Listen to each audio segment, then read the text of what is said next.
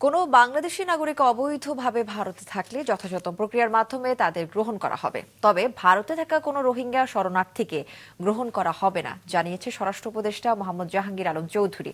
সকালে নারায়ণগঞ্জে র্যাব 11 এর সদর দপ্তর ও পুলিশ লাইন্স পরিদর্শন করে উপদেষ্টা আরও বলেন, জুলাই গণ অভ্যুত্থানের অনেক মামলায় উদ্দেশ্যমূলকভাবে আসামি করায় তদন্ত কাজ বিলম্বিত হচ্ছে। নিরাপরাধ ব্যক্তিরা যাতে হয়রানির শিকার না হন সেজন্য সুষ্ঠু তদন্ত করে অভিযোগপত্র দাখিল করা হবে। গত বছরের 5ই আগস্টের পর থানাগুলো থেকে খোয়া যাওয়া অস্ত্র আগামী নির্বাচনের আগে অভিযান চালিয়ে উদ্ধার করা হবে বলেও জানান তিনি। যারা বাংলাদেশি নাগরিক ওখানে আছেন তাদের তো আমাদের নিতে হবে। আপনি হয়তো 10 বছর হোক বা 20 বছর হোক, যদি আপনি ওখানে যেয়ে থাকেন, বাট আপনি যদি আমাকে বাংলাদেশি নিয়ে থাকেন, বাট যারা রোহিঙ্গা তাদের আমরা অ্যাকসেপ্ট করতেছি না, রোহিঙ্গাদের আমরা ওখানে ফেরত পাঠাই দিচ্ছি। তারপরে আমরা তাদের বলতেছি যদি আমাদের এরকম কোনো বাংলাদেশি নাগরিকও থাকে ওখানে, ওটা একটা নিয়ম আছে, একটা প্রপার চ্যানেলে পাঠানো।